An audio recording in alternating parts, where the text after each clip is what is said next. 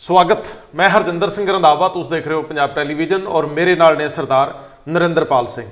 सरदार साहब प्रधानमंत्री देश नूं वाया राज सभा संबोधित सन जी, ते मैं टिक टिकी ला के उस समय दी उस पल दी उड़ीक च सी कि कदों देश के सब तो सिखरले अहुदे ते बैठा व्यक्ति किसानी अंदोलन दौरान फौत हो गए लोगों लिए दो शब्द संवेदना दे कवे। मैं उड़ीकता रहा कि नवरीत सिंह दे दादे सरदार हरदीप सिंह डिबडबा दियां पथराइयां अखां जड़ियां सदा दरवाजे ते ने कि कोई आहट होवे, दूर तुर गया कोई मुड़ आवे। जी, ऐसे कई लोग होणगे जिहड़े मन दे विच एक खौफ, एक वो मंजर लैके जिउंदे पए ने। उन्हां लई कोई लफज आउणगे, अफसोस नहीं आए। ये तो दो कदम अगे तुरदे आ। कुछ चंगा इस करके लग्या कि देश के प्रधानमंत्री ने इस खित्ते नाल अपनी सांझ का जिक्र छेड़िया। जी, मन दे विच ये भी चंगा लग्या कि वो ये कह रहे हैं कि जे बिल कुछ अटपटे हो गए, चलो लफज उन्हां दे नहीं मेरे आ, जी, उन्होंने बदल लेंगे, उन्होंने विच सोध कर लेंगे। लेकिन अफसोस उन्हें खुले मन नाल ये नहीं कहा कि जिन्हां ने महीनों तो रातां ठुर ठुर करदियां लंघाइयां, उन्हां कोल जाके दो पल लई गल कीती जावे। दुनिया भर के मसलियां ते उन्हां कोल भरपूर शब्दावली है, लेकिन अपने देश के वो लोग जिहड़े मिट्टी नाल मिट्टी हुंदे, जिन्हां लोकां ने कदे बहुता कुछ मंगिया ही नहीं, जिहड़े अपनियां लोड़ां थोड़ा ना घुलदे पलदे रहिंदे आ, उन्हां लोकां दे नाल काहदा सियासी शरीका, उन्हां लोकां नाल काहदी लड़ाई। वो लोग तां मिट्टी दे जाए ने, लड़ना भी जानते ने ते चुप करके जिंदगी बसर करना भी जानते। बिल्कुल। मैं सरदार साहब तुहाडे तो वो जानना चाहुंदा है कि नरेंद्र मोदी इस खित्ते नूं लैके, सिख कौम नूं लैके जिहड़े शब्दां दा जिक्र छेड़दे आ, तुसीं वो तरतीबवार जरा उन्हां ते चानना पाओ। देखो, सब तो अहम जिहड़ी गल कह रहे ने, सिर्फ दो नुकते उठाउंदे ने कि सिख भारत दा मान ने, दूसरा कह रहे हैं कि सिखां नूं गुमराह किया जा रहा जी। तीसरी गल वो कह रहे हैं कि मैं पंजाब दी रोटी खाधी है जी। सब कुछ कहने के बावजूद वो भी कह रहे हैं कि अंदोलन जदों वो सिखां नूं गुमराह करने की गल करते हैं जी, उस वेले वो किसानी अंदोलन के उत्ते निशाना बड़ा साध रहे हैं जी। बहुत कुछ किया कि असी किसानां नाल गलबात कर रहे हैं, अंदोलनकारियों नाल गल कर रहे हैं, तोमर गल कर रहे हैं, पीयूष गोयल गल कर रहे हैं, लेकिन वो गल्लां किसी नतीजे ते क्यों नहीं पुज्जियां, इहदे बारे कोई जवाब प्रधानमंत्री को नहीं है जी। लेकिन जिहड़ा उन्हां दे भाषण दे विचों एक नुकता सामने आउंदा है, जिहड़ा सवाल तुसीं कीता कि नवरीत सिंह बारे दो शब्द क्यों नहीं, जब जिहड़े इस किसान अंदोलन दौरान ही 200 तो उत्ते लोग संसार छड्ड गए, उन्हां बारे लफज क्यों नहीं। मैं उहदे एक शब्द होर शामिल करना चाहुंदा कि जिहड़े लोग जदों रिंग रोड दे उत्तों बैरीकेड तोड़ के गए, ਜਿਹੜੇ ਉਹਨਾਂ ਦੇ ਉੱਤੇ ਲੋਕਾਂ ਦੇ 250 ਦੇ ਕਰੀਬ ਲੋਕਾਂ ਦੇ ਉੱਤੇ ਪਰਚੇ ਦਰਜ ਕੀਤੇ ਗਏ ਪੁਲਿਸ ਵੱਲੋਂ, ਅਜੇ ਤੱਕ ਉਹ ਜੇਲ੍ਹਾਂ ਦੇ ਵਿੱਚ ਨੇ ਦਿੱਲੀ ਦੇ ਵਿੱਚ, ਉਹਨਾਂ ਬਾਰੇ ਪ੍ਰਧਾਨ ਮੰਤਰੀ ਖਾਮੋਸ਼ ਕਿਉਂ ਰਹੇ? ਬਿਲਕੁਲ, ਕਿਉਂਕਿ ਪਰਚੇ ਦਰਜ ਕਰਨ ਵਾਲੀ, ਬੈਰੀਕੇਡ ਲਾਉਣ ਵਾਲੀ, ਜਿਹਨੇ ਸੜਕਾਂ ਦੇ ਉੱਤੇ ਕਿੱਲ ਲਾਏ, ਗੱਡੇ ਖੋਦੇ, ਉਹ ਪ੍ਰਧਾਨ ਮੰਤਰੀ ਦੇ ਮਤਹਿਤ ਵਾਲੀ ਪੁਲਿਸ ਹੈ ਜੀ। ਲੇਕਿਨ ਇਸ ਸਾਰੀ ਕਹਾਣੀ ਦੇ ਵਿੱਚੋਂ एक कहानी जिहड़ी आ वो खुल के सामने आउंदी आ। एक नुकता सामने आउंदा जिहड़ा शायद पिछले 73 साल तो घट्टो घट्ट किसी प्रधानमंत्री ने राज सभा दे विच जां लोक सभा दे विच साझा नहीं कीता। वो है कि राष्ट्र नीति जी ते राजनीति समझ लेना चाहिए कि इस वेले जो कुछ हो रहा, जिन्हों असी गलत कह रहे हैं, जां जो साडी त्रासदी है, जो साडा निगार है, ਉਹਦੇ ਲਈ ਹੁਣ ਰਾਸ਼ਟਰ ਨੀਤੀ ਜ਼ਿੰਮੇਵਾਰ ਆ ਜਾਂ ਰਾਜਨੀਤੀ ਹੈ ਜੀ। ਕੀ ਇਹ ਸਿਆਸੀ ਪਾਰਟੀਆਂ ਰਾਜਨੀਤੀ ਕਰਦੀਆਂ ਨੇ, ਰਾਸ਼ਟਰ ਨੀਤੀ ਦੇ ਅਧੀਨ ਨਹੀਂ ਚੱਲਦੀਆਂ, ਜਾਂ ਰਾਸ਼ਟਰ ਨੀਤੀ ਕੋਲ ਇੰਨੀ ਤਾਕਤ ਹੀ ਨਹੀਂ ਹੈ ਕਿ ਰਾਜਨੀਤੀ ਬੇਲਗਾਮ ਹੋ ਗਈ ਹੈ। ਸਰਦਾਰ ਸਾਹਿਬ, ਰਾਸ਼ਟਰਵਾਦ ਦਾ ਸਭ ਤੋਂ ਜ਼ਿਆਦਾ ਇਸ ਸ਼ਬਦ ਦਾ ਇਸਤੇਮਾਲ ਇਸ ਗਵਰਨਮੈਂਟ ਦੇ ਆਉਣ ਤੋਂ ਬਾਅਦ ਹੋਇਆ। ਬਿਲਕੁਲ, ਪਹਿਲਾਂ ਇਹਦਾ ਕੋਈ ਬਹੁਤਾ ਜ਼ਿਕਰ ਨਹੀਂ ਸੀ ਆਉਂਦਾ। ਜੀ ਮੈਂ ਇੱਕ ਵਾਰੀ ਫਿਰ ਦੋਸਤੋ ਤੁਹਾਡੇ ਨਾਲ ਇਹ ਗੱਲ ਸਾਂਝੀ ਕਰ ਲਵਾਂ ਕਿ ਜਦੋਂ ਦੇਸ਼ ਦੇ ਪ੍ਰਧਾਨ ਮੰਤਰੀ ਸੰਸਦ ਦੇ ਵਿੱਚ, ਰਾਜ ਸਭਾ ਦੇ ਵਿੱਚ ਰਾਸ਼ਟਰਪਤੀ ਦੇ ਭਾਸ਼ਣ ਦੇ ਧੰਨਵਾਦ ਵਾਲੇ ਮਤੇ ਦੇ ਉੱਤੇ ਬਹਿਸ ਤੋਂ ਬਾਅਦ ਜਵਾਬ ਦੇ ਰਹੇ ਸੀ ਜੀ, ਉਸੇ ਹੀ ਸਮੇਂ ਦੇ ਵਿੱਚ ਸਰਦਾਰ ਬਲਬੀਰ ਸਿੰਘ ਰਾਜੇਵਾਲ ਦਾ ਇੱਕ ਪ੍ਰੈਸ ਨੋਟ ਰਿਲੀਜ਼ ਹੁੰਦਾ ਹੈ ਜਾਂ ਉਹ ਆਪਣੀ ਸੋਸ਼ਲ ਮੀਡੀਆ ਦੀਵਾਰ ਤੋਂ ਪਬਲਿਸ਼ ਕਰਦੇ ਆ ਕਿ ਨੌਦੀਪ ਲੜਕੀ ਜਿਹੜੀ ਹੈ, ਨੌਦੀਪ ਕੌਰ, ਉਹਦੇ ਵੱਲੋਂ ਨੌਦੀਪ ਕੌਰ ਹਰਿਆਣੇ ਤੋਂ ਜੀ, ਕਿ ਅਸੀਂ ਸਾਡੇ ਕੋਲ ਜਿੰਨੇ ਲੋਕ ਜੇਲ੍ਹਾਂ 'ਚ ਨੇ, ਜਿਨ੍ਹਾਂ ਤੇ ਪਰਚੇ ਹੋਏ ਆ, ਜਿਨ੍ਹਾਂ ਦੇ ਕੇਸ ਬਣ ਗਏ ਆ, ਉਹਦੇ ਲਈ ਦੋ ਰਸਤੇ ਆ। ਬਲਬੀਰ ਸਿੰਘ ਰਾਜੇਵਾਲ ਕਹਿ ਰਿਹਾ, ਉਹਦੇ 'ਚ ਮੈਂ ਇੱਕ ਬਹੁਤ ਨੁਕਤੇ ਦੀ ਗੱਲ ਤੁਹਾਡੇ ਨਾਲ ਸਾਂਝੀ ਕਰਨ ਲੱਗਿਆ, ਜਿਹੜੀ ਪ੍ਰਧਾਨ ਮੰਤਰੀ ਦੇ ਭਾਸ਼ਣ ਔਰ ਕਿਸਾਨੀ ਜਿਹੜੀ ਮਾਨਸਿਕਤਾ ਲੀਡਰਸ਼ਿਪ ਦੀ ਉਹਦੇ ਵਿੱਚੋਂ ਨਿੱਤਰਦੀ ਹੈ। ਉਹ ਇਹ ਹੈ ਕਿ ਉਹ ਕਹਿੰਦੇ ਨੇ ਕਿ ਦੋ ਰਸਤੇ ਆ।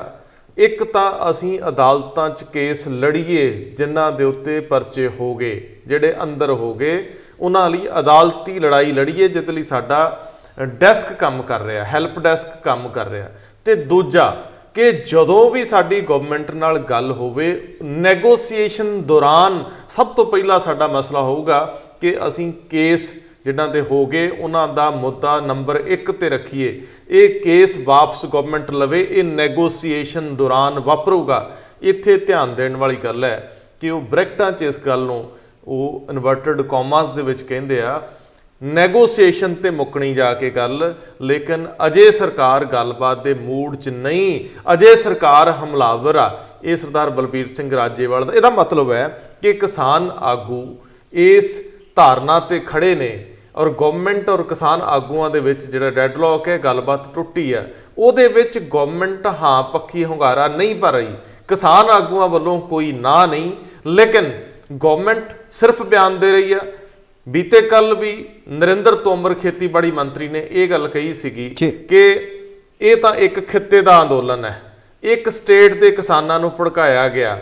ਇਹ ਅੰਦੋਲਨ ਜਿਹੜਾ ਹੈ ਇਹ ਸੀਮਤ ਆ ਕੁਝ ਏਰੀਏ ਤੱਕ, ਕੁਝ ਖੇਤਰ ਤੱਕ ਸੀਮਤ ਹੈ। ਔਰ ਜਿਹੜੀਆਂ ਇਹ ਗੱਲਾਂ ਨੇ ਇਹ ਗੱਲਬਾਤ ਨੂੰ ਅੱਗੇ ਨਹੀਂ ਤੋਰਦੀਆਂ। ਪਿਊਸ਼ ਗੋਇਲ ਇਹ ਕਹਿੰਦੇ ਨੇ ਕਿ ਕੋਈ ਪ੍ਰਸਤਾਵ ਦੇਣ, ਤਜਵੀਜ਼ ਲਿਆਓ।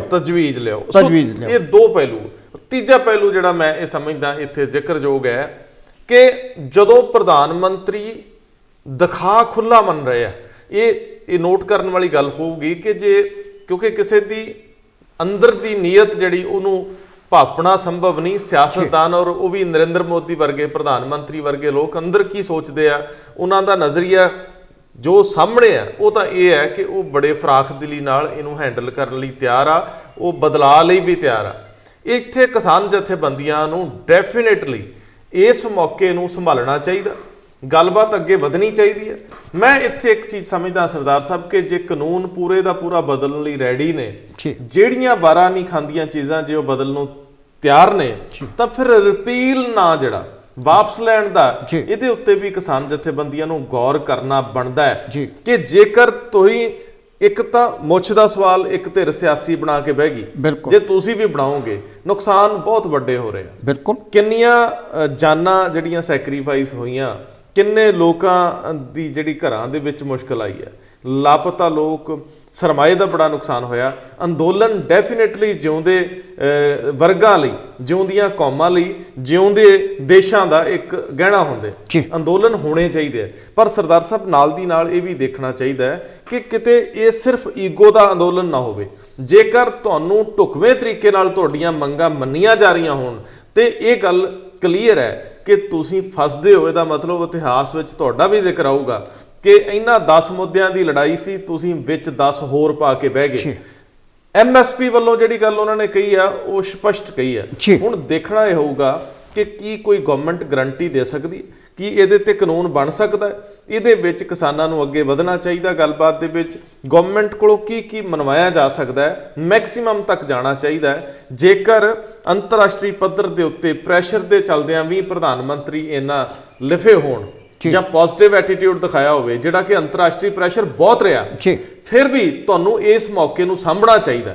ਲੇਕਿਨ ਇੱਕ ਸਵਾਲ ਹੈ, ਬਹੁਤ ਵੱਡਾ ਸਵਾਲ ਉਠਾਇਆ ਸੋਮ ਪ੍ਰਕਾਸ਼, ਜਿਹੜੇ ਖੇਤੀ ਮੰਤਰੀ ਦੇ ਨਾਲ ਬਹਿੰਦੇ ਰਹੇ ਗੱਲਬਾਤ ਦੇ ਵਿੱਚ। ਉਹਨਾਂ ਨੇ ਚੰਡੀਗੜ੍ਹ ਦੇ ਵਿੱਚ ਬੀਤੇ ਦਿਨ ਇਹ ਗੱਲ ਕਹੀ ਹੈ, ਉਹਨਾਂ ਨੇ ਚੰਡੀਗੜ੍ਹ ਦੇ ਵਿੱਚ ਇਹ ਗੱਲ ਕਹੀ ਹੈ ਕਿ ਕੁਝ ਗੱਲਾਂ ਕਿਸਾਨਾਂ ਦੇ ਵੱਸ 'ਚ ਨਹੀਂ ਰਹੀਆਂ। ਉਹਨਾਂ ਨੇ ਕਿਹਾ ਇਹ ਗੱਲਬਾਤ ਦੌਰਾਨ ਕਿਸਾਨਾਂ ਦਾ ਵੱਸ ਨਹੀਂ ਰਿਹਾ, ਉਹਨਾਂ ਦੇ ਪਿੱਛੇ ਵੀ ਪ੍ਰੈਸ਼ਰ ਨੇ। ਸੋ ਬਹੁਤ ਸਾਰੀਆਂ ਚੀਜ਼ਾਂ ਉਹ ਕਹਿੰਦੇ ਕਿਸਾਨ ਸਾਡੇ ਨਾਲ ਸਹਿਮਤੀ ਦੇ ਕੇ ਗਏ ਸੀ, ਗੱਲ ਬਣ ਗਈ ਸੀ, ਲੇਕਿਨ ਅਗਲੇ ਦਿਨ ਉਹ ਗੱਲ ਖਰਾਬ ਹੋ ਗਈ। ਸੋ ਕਿਸਾਨਾਂ ਦੇ ਬੇਵਸੀ ਦਾ ਜ਼ਿਕਰ ਕਰਨਾ, ਕੀ ਅੰਦਰ ਦੇ ਟਕਰਾਅ ਨੇ, ਵਿਚਾਰਧਾਰਕ ਵਖਰੇਵੇਂ ਨੇ, ਜਿਹੜੇ ਗਰਮ ਖਿਆਲੀ ਨਰਮ ਖਿਆਲੀਆਂ ਦੇ ਵਖਰੇਵੇਂ ਆ, ਇਹ ਬੜੇ ਸਾਰੇ ਸਵਾਲ ਆ। ਅਸੀਂ ਨਵਜੋਤ ਸਿੰਘ ਸਿੱਧੂ ਸੰਬੰਧੀ ਵੀ ਜਾਣਾ ਹੈ, ਪਰ ਜਿਹੜੀ ਗੱਲ ਇਹ ਕਿਸਾਨ ਮੂਵਮੈਂਟ ਵਾਲੀ, ਇਹਦੇ ਤੇ ਤੁਸੀਂ ਕੁਝ ਦੇਖੋ। ਪਹਿਲੀ ਗੱਲ ਤੇ ਇਹ ਆ ਜੀ ਕਿ ਜਦੋਂ ਵੀ ਇਹ ਮੁੱਦਾ ਸਾਹਮਣੇ ਆਉਂਦਾ, ਚਾਹੇ ਇਹ ਜੂਨ 2020 ਦੇ ਵਿੱਚ ਸਾਹਮਣੇ ਆਇਆ ਕਿ ਸਰਕਾਰ ਕੋਈ ਬਿੱਲ ਹੈ ਜਿਹਨੂੰ ਕਾਨੂੰਨ ਬਣਾਉਣਾ ਚਾਹੁੰਦੀ ਹੈ ਜੀ, ਆਖਰ ਸੋਮ ਪ੍ਰਕਾਸ਼ ਇੱਕ ਜ਼ਿੰਮੇਵਾਰ ਅਹੁਦੇ ਤੇ ਬੈਠੇ ਨੇ ਕਿ ਜੂਨ 2020 ਤੋਂ ਲੈ ਕੇ ਸਤੰਬਰ 2020 ਤੱਕ ਕਿਸੇ ਨੇ, ਚਾਹੇ ਉਹ ਪੰਜਾਬ ਦੇ, ਮੈਂ ਖਾਸ ਕਰਕੇ ਜਿਹੜੇ ਪੰਜਾਬ ਦੇ ਨਾਲ ਭਾਜਪਾ ਦੀ ਲੀਡਰਸ਼ਿਪ ਜੁੜੀ ਆ, ਚਾਹੇ ਸ਼ਵੇਤ ਮਲਿਕ ਨੇ, ਚਾਹੇ ਸੋਮ ਪ੍ਰਕਾਸ਼ ਨੇ, ਚਾਹੇ ਵਿਜੇ ਸਾਂਪਲਾ ਨੇ, ਚਾਹੇ ਅਸ਼ਵਨੀ ਸ਼ਰਮਾ ਨੇ, ਕਿ ਉਹਨਾਂ ਨੂੰ ਪੰਜਾਬ ਦੀ ਮਾਨਸਿਕਤਾ ਜਿਹੜੀ ਉਸ ਵੇਲੇ ਉੱਭੜ ਰਹੀ ਸੀ ਹੌਲੀ ਹੌਲੀ, ਉਹ ਆਪਣੇ ਜਿਹੜੇ ਸਿਆਸੀ ਮਾਲਕ ਸੀ ਉਹਨਾਂ ਤੱਕ ਪਹੁੰਚਾਈ। ਜੀ, ਜਿਹੜੇ ਲੋਕ ਇਲਾਜ ਦੱਸ ਰਹੇ ਨੇ, ਜਿਨ੍ਹਾਂ ਨੇ ਇਹਨੂੰ ਡਾਇਗਨੋਸ ਕੀਤਾ, ਅੱਜ ਤੁਹਾਨੂੰ ਯਾਦ ਹੈ ਕਿ ਪ੍ਰਧਾਨ ਮੰਤਰੀ ਡਾਕਟਰ ਮਨਮੋਹਨ ਸਿੰਘ ਦਾ ਕੋਈ ਲਿਖਤ ਦਾ ਹਵਾਲਾ ਦੇ ਰਹੇ ਸੀ, ਬਸ ਪੜ੍ਹ ਕੇ ਸੁਣਾਇਆ ਉਹਨਾਂ। ਇਹਦਾ ਮਤਲਬ ਇਹ ਆ ਕਿ ਜਦੋਂ ਤੁਸੀਂ ਇਲਾਜ ਬਿਮਾਰੀ ਦੱਸ ਰਹੇ ਹੋ ਤੇ ਇਲਾਜ ਕੋਈ ਬਾਹਰੋਂ ਤੇ ਨਹੀਂ ਕਰ ਸਕਦਾ। ਇਲਾਜ ਤੁਹਾਡੇ ਕੋਲ ਸੀ। ਜੇ ਇਹ ਲੋਕ ਅੰਮ੍ਰਿਤਸਰ ਤੋਂ ਜਾਂ ਦੇਸ਼ ਦੇ ਵੱਖ-ਵੱਖ ਸੂਬਿਆਂ ਤੋਂ ਸਿੰਘੂ ਬਾਰਡਰ ਤੱਕ ਪੁੱਜੇ ਨੇ ਤੇ ਉਹਦੇ ਲਈ ਦੋਸ਼ੀ ਤੁਸੀਂ ਨਾ ਇਹਨਾਂ ਕਿਸਾਨਾਂ ਨੂੰ ਕਹਿ ਸਕਦੇ ਹੋ ਤੇ ਨਾ ਕਿਸੇ ਹੋਰ ਨੂੰ ਨੇ। ਆਖਰਕਾਰ ਸਭ ਕੁਝ ਤੁਹਾਡੇ ਹੱਥ ਵਿੱਚ ਸੀ ਜੀ। ਇੱਕ ਪਾਸੇ ਚੀਨ ਦੇ ਨਾਲ ਜ਼ਮੀਨ ਦਾ ਮਸਲਾ ਹੈ, ਉਹ ਇੱਕ ਬਾਹਰਲਾ ਮੁਲਕ ਆ, ਉਹਦੇ ਨਾਲ ਤੁਸੀਂ 9 ਮੀਟਿੰਗਾਂ ਕਰਦੇ ਹੋ, ਹਾਈ ਪਾਵਰ ਕਮੇਟੀਆਂ ਨੇ, ਪੂਰੇ ਸੰਸਾਰ ਦਾ ਤੁਸੀਂ ਉਹਦੇ 'ਚ ਸਹਿਯੋਗ ਲੈ ਰਹੇ ਹੋ ਦੂਸਰੇ ਮੁਲਕਾਂ ਦਾ। ਲੇਕਿਨ ਦੂਸਰੇ ਪਾਸੇ ਤੁਹਾਡੇ ਆਪਣੇ ਘਰ ਦੇ ਅੰਦਰ ਅੱਗ ਲੱਗੀ ਹੋਈ ਆ। ਲੇਕਿਨ ਤੁਸੀਂ ਕਦੀ ਸੁਣਿਆ ਕਿ ਜਦੋਂ ਚੀਨ ਦੀ ਗੱਲ ਆਉਂਦੀ ਬਾਰਡਰ ਦੀ ਜਾਂ ਪਾਕਿਸਤਾਨ ਦੀ, ਕਿ ਸਾਰੇ ਮੰਤਰੀ ਬੋਲੀ ਜਾਣ ਜਾਂ ਸਾਡੀ ਪੰਜਾਬ ਦੀ ਲੀਡਰਸ਼ਿਪ ਬੋਲੇ ਜਾਏ, ਹਰਿਆਣੇ ਦੀ ਬੋਲੀ ਜਾਏ, ਸਾਰੇ ਖਾਮੋਸ਼ ਹੋ ਜਾਂਦੇ ਨੇ। ਸਿਰਫ ਇੱਕ ਸ਼ਖਸ ਦੇ ਉੱਤੇ ਨਿਗਾਹ ਜਾਂਦੀ ਹੈ ਕਿ ਇਹ ਸਾਡਾ ਮਸਲਾ, ਇਹਨੂੰ ਸੁਲਝਾਉਣਾ ਆ ਤੇ ਇਹ ਸਾਡੀ ਨੀਤੀ ਆ ਕਿ ਅਸੀਂ ਇਹਨੂੰ ਸ਼ਾਂਤਮਈ ਰੱਖ ਲਈਏ ਜੀ। ਆਖਰ ਉਹ ਕਿਹੜੀਆਂ ਕਮਜ਼ੋਰੀਆਂ ਨੇ, ਕੌਣ ਕਮਜ਼ੋਰ ਆ? ਅਸੀਂ ਇਕੱਲੇ ਕਿਸਾਨਾਂ ਨੂੰ ਦੋਸ਼ ਨਹੀਂ ਦੇ ਸਕਦੇ। ਅਸੀਂ ਇਹੋ ਹੀ ਕਹਿ ਸਕਦੇ ਹਾਂ, ਵੱਧ ਤੋਂ ਕਿਸਾਨਾਂ ਦਾ ਦੋਸ਼ ਇਹੋ ਹੀ ਆ ਕਿ ਉਹਨਾਂ ਨੂੰ ਜਦੋਂ ਜਥੇਬੰਦੀਆਂ ਨੇ ਸੱਦਾ ਦਿੱਤਾ ਕਿ ਆਓ ਚੱਲੀਏ, ਉਸ ਤੋਂ ਬਾਅਦ ਇਹਨਾਂ ਜਥੇਬੰਦੀਆਂ ਨੇ ਕਿਸਾਨਾਂ ਨੂੰ ਕੋਈ ਪੱਲਿਓਂ ਪੈਸੇ ਤਾਂ ਨਹੀਂ ਦਿੱਤੇ ਕਿ ਆਹ ਡੀਜ਼ਲ ਲੈ ਲਓ ਜਾਂ ਆਹ ਰਾਸ਼ਨ ਸਾਡੇ ਕੋਲ ਲੈ ਲਓ। ਜੋ ਕੁਛ ਜਾ ਰਿਹਾ ਉਹ ਹਰ ਬੰਦਾ ਜਿਹਨੂੰ ਤਕਲੀਫ ਹੈ, ਜਿਹਨੂੰ ਘਾਟਾ ਪੈਣਾ ਆ, ਜਿਹਨੂੰ ਕੱਲ੍ਹ ਨੂੰ ਆਪਣਾ ਭਵਿੱਖ ਜਿਹੜਾ ਧੁੰਦਲਾ ਨਜ਼ਰ ਆਇਆ, ਉਹ ਗਿਆ ਜੀ। ਔਰ ਉਹਨਾਂ ਦੇ ਨਾਲ ਜਿਹੜੇ ਲੋਕ ਗਏ ਨੇ ਉਹ ਚਾਹੇ ਗਰਮ ਖਿਆਲੀ ਨੇ ਚਾਹੇ ਨਰਮ ਖਿਆਲੀ ਨੇ। ਆਖਰਕਾਰ ਗਰਮ ਖਿਆਲੀ ਤੇ ਨਰਮ ਖਿਆਲੀ ਵੀ ਤੁਸੀਂ ਬਣਾਏ ਨੇ ਸਰਕਾਰਾਂ ਨੇ। ਬੇਸਿਕਲੀ ਬੁਨਿਆਦੀ ਤੌਰ ਤੇ ਸਾਰੇ ਕਿਸਾਨ ਨੇ। ਮੈਂ ਕਿਹਾ ਜਿਹੜੇ ਵੀ ਲੋਕ ਭਾਵੇਂ ਉਹ ਕਿਸੇ ਵੀ ਵਿਚਾਰ ਨਾਲ ਜੁੜੇ ਨੇ, ਹਾਂ, ਬੁਨਿਆਦੀ ਤੌਰ ਤੇ ਉਹਨਾਂ ਦਾ ਰੋਟੀ ਦਾ ਜ਼ਰੀਆ ਖੇਤੀ ਹੈ। ਬਿਲਕੁਲ। ਦੇਖੋ, ਇਹ ਲੋਕਤੰਤਰ ਦੀ ਖੂਬਸੂਰਤੀ ਕਹੋ ਜਾਂ ਤਰਾਸਦੀ ਕਹੋ ਕਿ ਜਿਹੜੇ ਲੋਕ ਕਿਸੇ ਟਾਈਮ ਪੂਰਾ ਦੇਸ਼ ਦੇ ਕਾਨੂੰਨਾਂ ਦੇ ਵਿੱਚ ਫਸੇ ਹੁੰਦੇ ਨੇ ਔਰ ਸੰਗੀਨ ਜੁਰਮਾਂ ਤਹਿਤ ਸਜ਼ਾ ਯਾਫਤਾ ਹੁੰਦੇ ਨੇ, ਉਹ ਵੀ ਲੋਕਤੰਤਰ ਦੇ ਉੱਚੇ ਅਹੁਦਿਆਂ ਤੇ ਬੈਠ ਜਾਂਦੇ ਨੇ। ਪਾਰਲੀਮੈਂਟ 'ਚ ਬੜੇ ਲੋਕਾਂ ਦੇ ਦੋਸ਼, ਪਾਰਲੀਮੈਂਟ 'ਚ ਬਹੁਤ ਨੇ। ਸੋ ਇਹ ਨਹੀਂ ਹੈ। ਲੇਕਿਨ ਹੁਣ ਬਾਰ-ਬਾਰ ਇਹੀ ਕਹੀ ਜਾਣਾ ਕਿ ਅੰਦੋਲਨ ਜੀਵੀ ਜਿਹਨੂੰ ਪੰਜਾਬੀ 'ਚ ਕਹਿੰਦੇ ਕਿ ਮਰਦਾ ਕੀ ਨਹੀਂ ਕਰਦਾ, ਜਦੋਂ ਸੜਕਾਂ ਤੇ ਆ ਚੁੱਕੇ ਨੇ, ਆਖਰਕਾਰ ਤੁਸੀਂ ਕਦੇ ਇਹ ਦੱਸੋ ਕਿ ਹਰਿਆਣੇ ਵਿੱਚ ਤੁਹਾਡੀ ਸਰਕਾਰ ਹੈ, ਨਰਿੰਦਰ ਮੋਦੀ ਦੇ ਭਾਜਪਾ ਵਾਲੀ ਸਰਕਾਰ ਆ, ਕੀ ਉਹ ਜਿਹੜੇ ਲੋਕ ਸੜਕਾਂ ਤੇ ਆ ਕੇ ਬੈਠੇ ਨੇ ਕਿਸੇ ਨੇ ਉਹਨੂੰ ਕੋਈ ਮੁੱਢਲੀ ਸਹੂਲਤ ਵੱਲ ਸੰਜੀਦਗੀ ਦਿਖਾਈ? ਜੀ। ਇਹ ਕਹੀ ਜਾਣਾ ਕਿ ਇਹ ਗੁੰਮਰਾਹ ਹੋ ਗਏ। ਜਦੋਂ ਤੁਸੀਂ ਮੌਕਾ ਦੇ ਦਿੱਤਾ ਕਿ ਉਹ ਗੁੰਮਰਾਹ ਹੋ ਜਾਣ, ਫਿਰ ਗੁੰਮਰਾਹ ਹੋਏ ਨੇ। ਦੇਖੋ ਸਰਦਾਰ ਤੁਸੀਂ ਦੇਖੋ ਜਦੋਂ ਤੁਸੀਂ ਵੋਟਾਂ ਲੈਣ ਜਾਂਦੇ ਹੋ, ਤੁਸੀਂ ਨੰਗੇ ਪੈਰੀ ਵੋਟਰਾਂ ਦੇ ਘਰ ਜਾਂਦੇ ਹੋ ਕਿ ਨਹੀਂ ਜਾਂਦੇ? ਤੁਸੀਂ ਉਦੋਂ ਉਹਨਾਂ ਦੇ ਕਲਾਵੇ ਚ ਲੈਂਦੇ ਹੋ, ਤੁਸੀਂ ਉਹਨਾਂ ਦੇ ਬਜ਼ੁਰਗਾਂ ਦੇ ਪੈਰੀਂ ਹੱਥ ਲਾਉਂਦੇ ਹੋ। ਹੁਣ ਤੁਹਾਨੂੰ ਉਹੋ ਹੀ ਬਜ਼ੁਰਗ ਜਿਹੜੇ ਆ ਉੱਥੇ ਬੈਠੇ ਦੇਸ਼ ਧਰੋਹੀ ਲੱਗਦੇ ਨੇ। ਨਹੀਂ, ਸੋ ਇਹ ਸੋਚ ਹੈ। ਨਹੀਂ ਸਰਦਾਰ ਸਾਹਿਬ, ਅਸੀਂ ਦੇਸ਼ ਧਰੋਹੀ ਵਾਲੀ ਗੱਲ ਤਾਂ ਦੇਖੋ, ਜੋ ਘਟਨਾਵਾਂ ਵਾਪਰਦੀਆਂ ਜੀ, ਕਈ ਵਾਰੀ ਉਹ ਸਟੇਟ ਨੂੰ ਵਾਰਾ ਹੀ ਖਾਂਦੀਆਂ ਹੁੰਦੀਆਂ। ਬਿਲਕੁਲ, ਜਦੋਂ ਤੁਸੀਂ ਇਹ ਤਾਂ ਸਭ ਕੁਝ ਲੱਭਦਾ ਜੀ। ਜਦੋਂ ਕੋਈ ਮੁੱਦਾ ਉੱਠਦਾ ਆ, ਉਹਦੇ ਚੋਂ ਸਟੇਟ ਤੇ ਛੱਡੋ, ਸਿਆਸਤਦਾਨਾਂ ਨੂੰ ਬਹੁਤ ਕੁਝ ਲੱਭਦਾ, ਇਹ ਚ ਕੋਈ ਦੋ ਰਾਵਾਂ ਨਹੀਂ ਹੈ। ਜੀ ਜੀ। ਲੇਕਿਨ ਸਵਾਲ ਇਹ ਆ ਕਿ ਜਦੋਂ ਨਹੀਂ, ਹੁਣ- ਤੁਹਾਡੀ ਸਾਰਿਆਂ ਦਾ ਜੀ, ਹੁਣ ਇੱਥੋਂ ਗੱਲ ਗਾਂਹ ਤੁਰਨ ਵਾਲੀ ਜਿਹੜੀ ਗੱਲ ਆ ਜੀ, ਕਿ ਜੇਕਰ ਪ੍ਰਧਾਨ ਮੰਤਰੀ ਇਹ ਇੱਥੋਂ ਤੱਕ ਜਾਣ ਲਈ ਤਿਆਰ ਆ ਕਿ ਕੋਈ ਚੀਜ਼ ਪਰਫੈਕਟ ਨਹੀਂ ਹੁੰਦੀ, ਜੀ, ਜੋ ਵੀ ਸੋਚ ਬਿਲਕੁਲ ਕਰਨ ਦੀ ਠੀਕ ਲੋੜ ਆ ਹੈ। ਕਰ ਲੈਂਦੇ। ਜੇ ਉਹ ਆਪਣੀ ਗਲਤੀ ਮੰਨ ਰਹੇ ਨੇ ਕਿ ਜੀ। ਵਾਕਿਆ ਹੀ ਜੇ ਕੋਈ ਨੁਕਸ ਹੈ ਅਸੀਂ ਬਾਅਦ ਵਿੱਚ ਕਰ ਲਵਾਂਗੇ, ਲੇਕਿਨ ਯਕੀਨ ਕੌਣ ਦਵਾਏਗਾ? ਲੇਕਿਨ ਕੀ ਪ੍ਰਧਾਨ ਮੰਤਰੀ ਨਿੱਜੀ ਤੌਰ ਤੇ ਇਨੀਸ਼ੀਏਟ ਕਰਨਗੇ, ਪਹਿਲ ਕਰਨਗੇ? ਕੀ ਪ੍ਰਧਾਨ ਮੰਤਰੀ ਆਪ ਕਿਸਾਨ ਜਥੇਬੰਦੀਆਂ ਤੱਕ ਪਹੁੰਚ ਕਰਨਗੇ? ਜਦੋਂ ਸਭ ਤੋਂ ਪਾਵਰਫੁਲ ਵਿਅਕਤੀ, ਸਭ ਨੂੰ ਪਤਾ ਹੈ ਕਿ ਦੇਸ਼ ਦੇ ਪ੍ਰਧਾਨ ਮੰਤਰੀ ਤੋਂ ਬਿਨਾਂ ਪੱਤਾ ਨਹੀਂ ਹਿੱਲਦਾ। ਬਿਲਕੁਲ, ਸੈਕੰਡ ਪਾਵਰ ਉਹਨਾਂ ਦੇ ਨਾਲ ਦੇਸ਼ ਦੇ ਗ੍ਰਹਿ ਮੰਤਰੀ। ਬਿਲਕੁਲ ਸਹੀ ਗੱਲ। ਫਿਰ ਜਿਹੜੇ ਮੰਤਰੀ ਗੱਲਬਾਤ 'ਚ ਨੇ, ਭਾਵੇਂ ਉਹ ਕਿੰਨੇ ਵੀ ਤਾਕਤਵਰ ਹੋਣ, ਆਖਰਕਾਰ ਇਹਨਾਂ ਦੇ ਅਧੀਨ ਨੇ, ਕਿੰਨੇ ਵੀ ਸਿਆਣੇ ਹੋਣ, ਅਖੀਰ ਦੇ ਵਿੱਚ ਆਖਰੀ ਗੱਲ ਤੁਹਾਡੇ ਮੂੰਹ ਆਉਣੀ। ਫਿਰ ਤੁਸੀਂ ਸਿੱਧੇ ਸ਼ਾਮਲ ਕਿਉਂ ਨਹੀਂ ਹੁੰਦੇ? ਤੁਸੀਂ ਕਿਸਾਨ ਇੱਕ ਨੁਕਤਾ ਹੈ ਜਿਹੜਾ ਤੁਸੀਂ ਛੱਡ ਰਹੇ ਹੋ ਕਿ ਜਦੋਂ ਇਹਦੇ ਦੇ ਉੱਤੇ ਜਿਹੜੀ ਸਭ ਤੋਂ ਸੰਵਿਧਾਨਕ ਪੋਸਟ ਹੈ ਰਾਸ਼ਟਰਪਤੀ ਦੀ, ਜਦੋਂ ਰਾਸ਼ਟਰਪਤੀ ਹੋਰਾਂ ਦਾ ਜਿਹੜਾ ਭਾਸ਼ਣ ਹੈ, ਜਿਹਦੀ ਅੱਜ ਬਕਾਇਦਾ ਜਿਹਦੇ ਸੰਬੰਧ 'ਚ ਨਰਿੰਦਰ ਮੋਦੀ ਹੋਰਾਂ ਨੇ ਭਾਸ਼ਣ ਦਿੱਤਾ, ਜਦੋਂ ਤੁਸੀਂ ਸਿਖਰਲੀ ਤਾਕਤ ਕੋਲੋਂ ਵੀ ਇਹ ਕਹਾਲਿਆ ਕਿ ਕਿਸਾਨੀ ਕਾਨੂੰਨ ਬਿਲਕੁਲ ਸਹੀ ਨੇ, ਚਾਹੀਦਾ ਤੇ ਸੀ ਕਿ ਆਖਰਕਾਰ ਤੁਸੀਂ ਨੀਤੀ ਦਿੱਤੀ ਹੈ, ਰਾਸ਼ਟਰ ਨੀਤੀ ਦੀ ਗੱਲ ਕਰੋ। ਹੁਣ ਜੀ, ਰਾਸ਼ਟਰ ਨੀਤੀ ਦਾ ਤੁਸੀਂ ਕਹਾਲੀ ਕਿ ਅਸੀਂ ਬਿਲਕੁਲ ਠੀਕ ਆ। ਨਹੀਂ, ਕੋਈ ਦੇਖੋ, ਤੁਸੀਂ ਸ਼ਾਇਦ ਸਰਦਾਰ ਸਾਹਿਬ ਇਸ ਗੱਲ ਨੂੰ ਅੱਖੋਂ ਓਲੇ ਕਰ ਦਿਓ, ਕੋਈ ਵੀ ਸਰਕਾਰ ਇਹ ਨਹੀਂ ਮੰਨਦੀ ਹੁੰਦੀ ਕਿ ਉਹਨਾਂ ਗਲਤ ਕੀਤਾ ਜੀ। ਉਹਨਾਂ ਨੇ ਇਹ ਵੀ ਗੱਲ ਕਹਿਤੀ ਕਿ ਲਾਲ ਬਹਾਦਰ ਸ਼ਾਸਤਰੀ ਦੇ ਵੇਲੇ ਇੰਨੇ ਵਿਰੋਧ ਹੋਏ ਸੀ, ਹਜ਼ਾਰਾਂ ਅੰਦੋਲਨ ਉੱਠ ਖੜੇ ਹੋਏ ਸੀ, ਲੇਕਿਨ ਉਹ ਆਪਣੀ ਰਾਹ ਤੇ ਚੱਲਦੇ ਰਹੇ। ਉਹਨਾਂ ਨੇ ਉਦਾਹਰਨ ਦਿੱਤੀ ਆ ਕਿ ਜੇ ਮੇਰੇ ਪਹਿਲੇ ਪ੍ਰਧਾਨ ਮੰਤਰੀ ਆਪਣੇ ਮੂੰਹ ਤੋਂ ਕਈ ਗੱਲ ਤੋਂ ਪਿਛਾਂਹ ਨਹੀਂ ਹਟੇ, ਤਬਦੀਲੀ ਦੇ ਦੌਰਾਨ ਨਾਲ ਹੀ ਤੁਰਦੇ ਰਹੇ, ਤੇ ਮੈਂ ਉਹਨਾਂ ਤੋਂ ਵੱਖਰਾ ਨਹੀਂ, ਮੈਂ ਵੀ ਉਸੇ ਤਬਦੀਲੀ ਦੇ ਰਾਹ ਤੇ ਚੱਲੂਗਾ। ਇਹ ਉਹਨਾਂ ਨੇ ਉੱਥੇ ਵੀ ਕਹਿਤਾ। ਇਹਦਾ ਮਤਲਬ ਉਹਨਾਂ ਨੇ ਸਾਫ਼ ਕਹਿਤਾ ਕਿ ਇਹ ਕਾਨੂੰਨ ਵਾਪਸ ਨਹੀਂ ਹੋਣੇ। ਬਿਲਕੁਲ, ਗੱਲ ਤੇ ਫਿਰ ਸਾਫ਼ ਹੈ ਕਿ ਜਦੋਂ ਸਾਹਮਣੇ ਜਿੱਦ ਖੜੀ ਹੋ ਗਈ ਜੀ, ਕਿਸਾਨ ਜਥੇਬੰਦੀਆਂ ਕਹਿੰਦੀਆਂ ਕਿ ਸਾਨੂੰ ਤੁਹਾਡੇ ਤੇ ਵਿਸ਼ਵਾਸ ਨਹੀਂ ਹੈ, ਪਹਿਲਾਂ ਕਾਨੂੰਨ ਰੱਦ ਕਰੋ, ਫਿਰ ਬਾਅਦ ਚ ਗੱਲ ਕਰਾਂਗੇ ਜੀ। ਉਹ ਕਹਿ ਰਹੇ ਅਸੀਂ ਰੱਦ ਨਹੀਂ ਕਰਨੀ। ਫਿਰ ਗੱਲਬਾਤ ਕਿਹਦੇ ਨਾਲ ਹੋ ਰਹੀ ਆ, ਜਾਂ ਇਹਨੂੰ ਕਹਿ ਲਓ ਤੁਸੀਂ ਕਿ ਸਮੇਂ ਨੂੰ ਬਰਬਾਦ ਕਰਨਾ। ਨਹੀਂ, ਪਰ ਸਰਦਾਰ ਸਾਹਿਬ ਦੇਖੋ, ਇੱਕ ਚੀਜ਼ ਇਹ 'ਚ ਤਾਂ ਕੋਈ ਦੌਰਾਮਾ ਨਹੀਂ, ਮੇਰੀ ਇਸ ਮਾਮਲੇ 'ਚ ਆਲੋਚਨਾ ਵੀ ਹੋਊਗੀ। ਜਿਹੜੇ ਲਫ਼ਜ਼ ਮੈਂ ਕਹਿਣ ਲੱਗਿਆ ਕਿ ਜਦੋਂ ਅੰਦੋਲਨ ਹੁੰਦੇ ਆ, ਬੜੀਆਂ ਕੁਰਬਾਨੀਆਂ ਹੁੰਦੀਆਂ, ਸਹੀ ਗੱਲ, ਬੜੇ ਲੋਕਾਂ ਨੂੰ ਆਪਣੀ ਜਾਨ ਤੋਂ ਹੱਥ ਧੋਣੇ ਪੈਂਦੇ, ਬਹੁਤ ਸਾਰੇ ਲੋਕ ਇਹ ਕਹਿਣਗੇ ਮੈਨੂੰ, ਪਰ ਫਿਰ ਵੀ ਮੈਂ ਇਹ ਸਮਝਦਾ ਹਾਂ ਕਿਉਂਕਿ ਇਸ ਅੰਦੋਲਨ ਨੂੰ ਪੰਜਾਬ ਨਾਲ ਜੋੜ ਕੇ ਦੇਖਿਆ ਜਾ ਰਿਹਾ, ਸਿੱਖਾਂ ਨਾਲ ਜੋੜ ਕੇ ਦੇਖਿਆ ਜਾ ਰਿਹਾ। ਲੇਕਿਨ ਸਿੱਖਾਂ ਨਾਲ ਜੋੜ ਕੇ ਅੱਜ ਪ੍ਰਧਾਨ ਮੰਤਰੀ ਨੇ ਪਹਿਲੀ ਵਾਰੀ ਵੇਖਿਆ ਜੀ, ਪਹਿਲਾਂ ਪੰਜਾਬ ਨਾਲ ਜੋੜ ਕੇ ਦੇਖਿਆ ਗਿਆ ਜੀ। ਲੇਕਿਨ ਜਦੋਂ ਪ੍ਰਧਾਨ ਮੰਤਰੀ ਸਾਫ਼ ਕਹਿ ਰਹੇ ਨੇ ਕਿ ਸਿੱਖ ਜਿਹੜੇ ਨੇ, ਇਹਦਾ ਮਤਲਬ ਕਿ ਉਹ ਪੰਜਾਬ ਤੱਕ ਸੀਮਤ ਕਰ ਰਹੇ ਨੇ।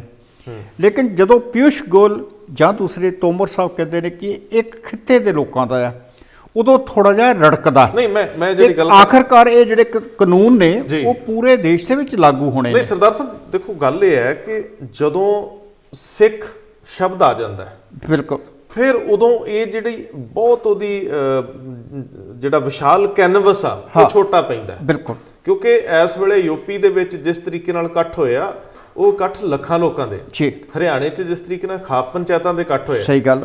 ਸੋ ਸਵਾਲ ਇਹ ਹੈ ਕਿ ਜਦੋਂ ਇਹਨੂੰ ਸੀਮਤ ਕਰਕੇ ਦੇਖਿਆ ਜਾ ਰਿਹਾ, ਜਿਹੜੀ ਕਿਸਾਨੀ ਦੇ ਨਜ਼ਰੀਓਂ ਸਿੱਖ ਲੀਡਰਸ਼ਿਪ ਹੈ, ਜਿਹਦੇ 'ਚ ਰਾਜੇਵਾਲ ਸਮੇਤ ਬਾਕੀ ਲੋਕ ਹੈ, ਜਦੋਂ ਇਹ ਗੱਲਬਾਤ ਦੀ ਟੇਬਲ ਤੇ ਜਾਣਗੇ, ਉਦੋਂ ਇਹ ਦੇਖਣਾ ਬਣਦਾ ਹੈ ਕਿ ਅਸੀਂ ਘੱਟ ਤੋਂ ਘੱਟ ਨੁਕਸਾਨ 'ਚ ਵੱਧ ਤੋਂ ਵੱਧ ਪ੍ਰਾਪਤੀ ਕਰੀਏ। ਸਹੀ ਗੱਲ ਹੈ। ਸਾਡੇ ਇਤਿਹਾਸ ਵਿੱਚ ਜਿਹੜਾ ਇਤਿਹਾਸ ਪਿਛਲੇ 100 ਸਾਲ ਦਾ ਹੈ, ਇਹਦੇ ਵਿੱਚ ਗਵਾਇਆ ਬੜਾ ਕੁਝ ਹੈ, ਪਾਇਆ ਕੁਝ ਨਹੀਂ। ਇਹ ਇੱਕ ਸੰਕਟ ਹੈ। ਮੈਂ ਕਹਿੰਦਾ ਕਿ ਬਹੁਤ ਸਾਰੇ ਦੋਸਤ ਕਹਿਣਗੇ ਕਿ ਹਾਂ ਸੈਕਰੀਫਾਈਸ ਹੁੰਦੇ ਆ, ਕੁਰਬਾਨੀਆਂ ਹੁੰਦੀਆਂ, ਪਰ ਉਹਦੇ ਇਵਜ ਵਿੱਚ ਮਿਲਿਆ ਕਿ ਇਹ ਵੀ ਗੱਲ ਵੱਡੀ ਹੈ, ਬਿਨਾਂ ਮਤਲਬ ਸਿਰ ਵਢਾਉਂਦੇ ਜਾਣਾ ਕੋਈ ਸਿਆਣਪ ਨਹੀਂ। 1975 ਦੀ ਐਮਰਜੈਂਸੀ ਹੈ, ਉਹਦੇ ਤੁਸੀਂ ਪੰਜਾਬ ਦੀ ਲੀਡਰਸ਼ਿਪ ਜਿਹੜੀ ਆ ਜੀ, ਉਹਦੀ ਅਗਰ ਭੂਮਿਕਾ ਦੇਖੋ ਤੇ ਜਿੰਨਾ ਪੰਜਾਬ ਨੇ ਸੰਤਾਪ ਹੰਡਾਇਆ ਜਾਂ ਜਿੰਨੀ ਇਹਦੀ ਆਰਥਿਕਤਾ ਡਿੱਗੀ ਆ, ਇਹ ਉਸ ਜਿੱਦ ਚੋਂ ਬਾਹਰ ਆਈ ਹੈ। ਜੀ, ਉਸ ਵੇਲੇ ਵੀ ਇਹ ਮੰਨ ਕੇ ਚੱਲਣਾ ਪਏਗਾ ਕਿ ਇੱਕ ਪਾਸੇ ਇੱਕ ਪ੍ਰਧਾਨ ਮੰਤਰੀ ਆਪਣੇ ਇੱਕ ਨੁਕਾਤੀ ਤੇ ਸੀ ਕਿ ਮੈਂ ਠੀਕ ਹਾਂ, ਦੂਸਰੇ ਪਾਸੇ ਸਿਰਫ ਪੰਜਾਬ ਇੱਕ ਐਸਾ ਸੂਬਾ ਸੀ, ਹਾਲਾਂਕਿ ਜੈ ਪ੍ਰਕਾਸ਼ ਨਾਰਾਇਣ ਦੀ ਮੂਵਮੈਂਟ ਜਿਹੜੀ ਸੀ, ਲਹਿਰ ਜਿਹੜੀ ਸੀ, ਉਹ ਦੇਸ਼ ਵਿਆਪੀ ਸੀ ਜੀ, ਲੇਕਿਨ ਜਿਹੜਾ ਵਿਰੋਧ ਹੋਇਆ, ਜਿਹੜਾ ਸਭ ਤੋਂ ਤੇਜ਼ ਵਿਰੋਧ 17 ਮਹੀਨਿਆਂ ਦੇ ਵਿੱਚ ਸਭ ਤੋਂ ਅਗਰ ਅੜਨ ਵਾਲੀ ਧਿਰ ਆ ਤੇ ਉਹ ਪੰਜਾਬ ਦੀ ਦੇਖੋ ਲੀਡਰਸ਼ਿਪ ਉਹ ਤਾਂ ਦੇਸ਼ ਦੇ ਮੌਜੂਦਾ ਪ੍ਰਧਾਨ ਮੰਤਰੀ ਨੇ ਹੱਡੀ ਹੰਡਾਇਆ, ਹੰਡਾਇਆ। ਉਹਨਾਂ ਨੇ ਦੇਖਿਆ ਚਸ਼ਮਦੀਦ ਨੇ ਕਿ ਪੰਜਾਬ ਦੇ ਵਿੱਚ ਦਸਤਾਰ ਸਜਾ ਕੇ ਉਹ ਫਿਰਦੇ ਸੀ। ਹੁਣ ਮਸਲਾ ਤੇ ਇਹ ਆ ਕਿ ਜੇ ਪੰਜਾਬੀ ਕੌਮ ਲੜਾਕੂ ਆ, ਸਿੱਖ ਕੌਮ ਮਾਰਸ਼ਲ ਕੌਮ ਹੈ, ਫਿਰ ਇਹ ਵੀ ਦੇਖਣਾ ਬਣਦਾ ਹੈ ਬਦਲਦੇ ਸਮੇਂ ਨਾਲ ਸਾਨੂੰ ਕਿਸੇ ਵੀ ਅੰਦੋਲਨ ਚੋਂ, ਕਿਸੇ ਵੀ ਮੋਰਚੇ ਚੋਂ ਪ੍ਰਾਪਤੀ ਵੀ ਲੈ ਕੇ ਆਉਣੀ ਚਾਹੀਦੀ ਹੈ। ਜਦੋਂ ਗੁਰਬਾਣੀ ਦੇ ਵਿੱਚ, ਜਦੋਂ ਅਰਦਾਸ ਦੇ ਵਿੱਚ ਅਸੀਂ ਕਹਿੰਦੇ ਆ ਕਿ ਸਾਡੀ ਮੱਤ ਉੱਚੀ ਹੈ, ਮਨ ਨੀਵਾਂ ਹੈ, ਉਦੋਂ ਸਾਨੂੰ ਇਹ ਉਦੋਂ ਹਉਮੈ ਨੂੰ ਤੱਜਣ ਵਾਲੀ ਗੱਲ ਔਰ ਆਪਣੀ ਅਕਲ ਤੋਂ ਵੱਧ ਕੰਮ ਲੈਣ ਵਾਲੀ ਗੱਲ ਦੂਜਿਆਂ ਨਾਲੋਂ ਸਾਡੇ ਹਿੱਸੇ ਜ਼ਿਆਦਾ ਆਉਣੀ ਬਣਦੀ।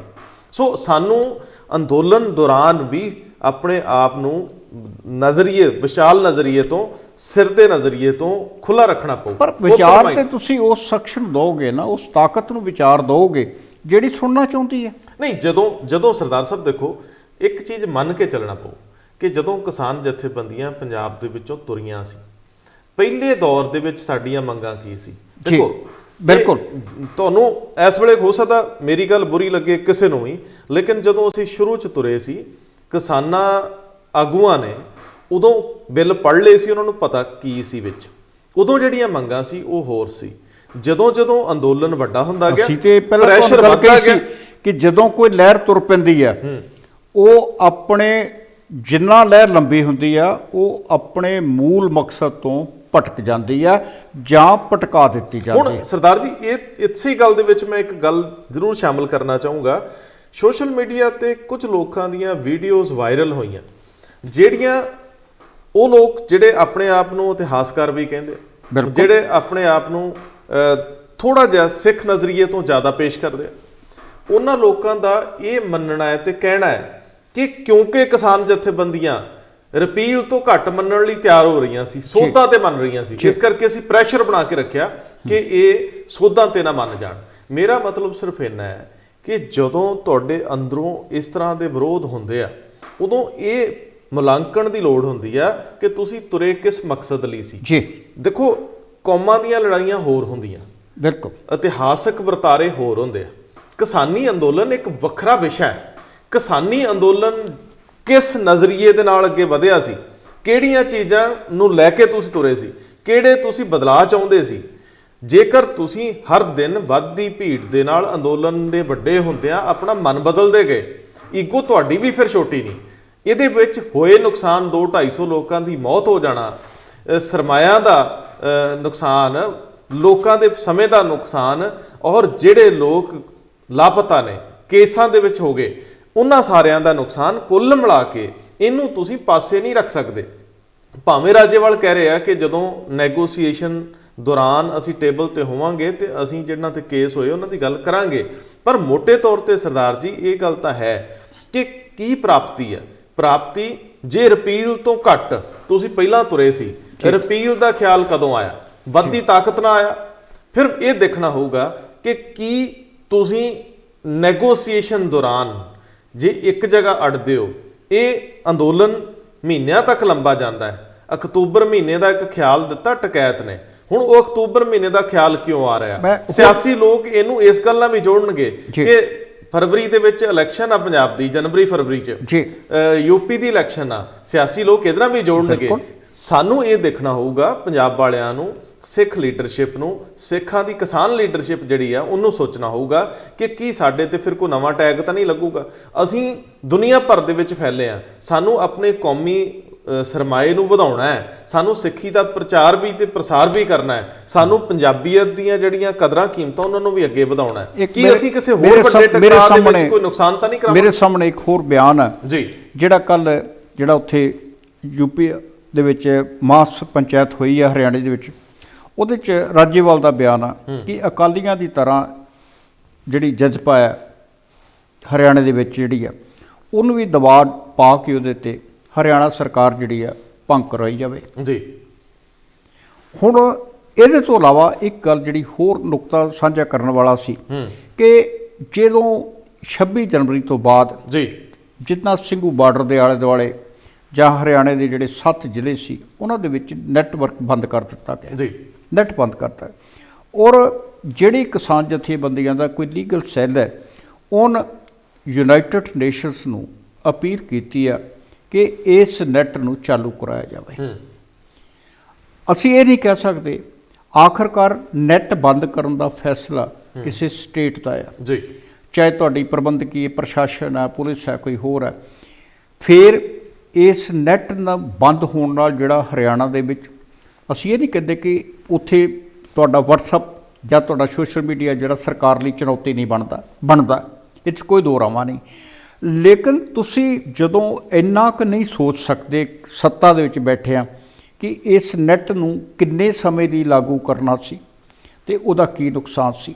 ਇੱਕ ਪਾਸੇ ਤੁਸੀਂ ਕਸ਼ਮੀਰ ਦੀ ਉਦਾਹਰਨ ਆ ਜਿੱਥੇ ਪੂਰਾ ਨਿਰੰਤਰ 16-17 ਮਹੀਨੇ ਨੈੱਟਵਰਕ ਬੰਦ ਰਹਿੰਦਾ, ਉੱਥੇ ਹਾਲਾਤ ਹੋਰ ਨੇ। ਇੱਕ ਪਾਸੇ ਇਹ ਸਿੰਘੂ ਬਾਰਡਰ ਹੈ ਜਿੱਥੇ ਲੜਾਈ ਜਿਹੜੀ ਆ ਉਹ ਕੁਛ ਨੁਕਤਿਆਂ ਦੇ ਉੱਤੇ ਆ, ਤੁਸੀਂ ਉੱਥੇ ਉਹੀ ਫਾਰਮੂਲਾ ਲਾਗੂ ਕਰਦੇ ਪਏ ਹੋ। ਫਿਰ ਰਾਜੇਵਾਲ ਸਾਹਿਬ 100 ਵਾਰ ਕਹਿਣ ਕਿ ਅਸੀਂ ਗੱਲ ਕਰਾਂਗੇ, ਲੇਕਿਨ ਰਾਜੇਵਾਲ ਸਾਹਿਬ ਕੁਛ ਦਿਨਾਂ ਤੋਂ ਪਹਿਲਾਂ ਸੁਣੋ ਕਹਿੰਦੇ ਸੀ ਕਿ ਸਭ ਤੋਂ ਪਹਿਲਾਂ ਜਿਹੜੇ ਸਾਡੇ ਲੋਕ ਫੜੇ ਨੇ ਉਹਨਾਂ ਨੂੰ ਰਿਹਾ ਕੀਤਾ ਜਾਏ, ਗੱਲ ਫਿਰ ਤੁਰੇਗੀ। ਕੀ ਪ੍ਰਧਾਨ ਮੰਤਰੀ ਦਫ਼ਤਰ ਤੱਕ ਉਹ ਸੁਨੇਹਾ ਨਹੀਂ ਪੁੱਜਿਆ ਜਾਂ ਜਿਹੜੇ ਸਾਡੇ ਕੇਂਦਰੀ ਖੇਤੀ ਮੰਤਰੀ ਨੇ ਜਾਂ ਪਿਊਸ਼ ਗੋਇਲ ਸਾਹਿਬ ਨੇ ਉਹਨਾਂ ਕੋਲ ਉਹ ਸੁਨੇਹਾ ਨਹੀਂ ਪੁੱਜਿਆ? ਉਹਦੇ ਬਾਰੇ ਜਦੋਂ ਗੱਲ ਆਉਂਦੀ ਉਹ ਕਹਿੰਦੇ ਨੇ ਜੀ ਇਹ ਤਾਂ ਪੁਲਿਸ ਦਾ ਕੰਮ ਹੈ, ਸਾਡਾ ਨਹੀਂ ਹੈ। ਤੇ ਜੇ ਸਾਰਾ ਕੁਝ ਵੱਖ-ਵੱਖ ਮਹਿਕਮਿਆਂ ਦਾ ਕੰਮ ਹੈ ਤੇ ਫਿਰ ਪ੍ਰਧਾਨ ਮੰਤਰੀ ਸਾਹਿਬ ਦਾ ਜਿਹੜਾ ਸੱਦਾ ਦੇਣਾ ਵੀ ਗੱਲ ਹੋ ਰਹੀ ਆ, ਗੱਲ ਤੁਰ ਰਹੀ ਆ ਜੀ, ਸੋ ਅੰਦੋਲਨ ਜੀਵੀ ਵੱਖੋ ਵੱਖਰੇ ਲਕਬ ਦੇਣੇ, ਉਹ ਤੇ ਫਿਰ ਸਾਫ਼ ਕਹੋਗੇ ਕਿ ਇੱਕ ਖੂਬਸੂਰਤ ਭਾਸ਼ਣ ਆ, ਇਹ ਤੋਂ ਵੱਧ ਕੁਛ ਨਹੀਂ।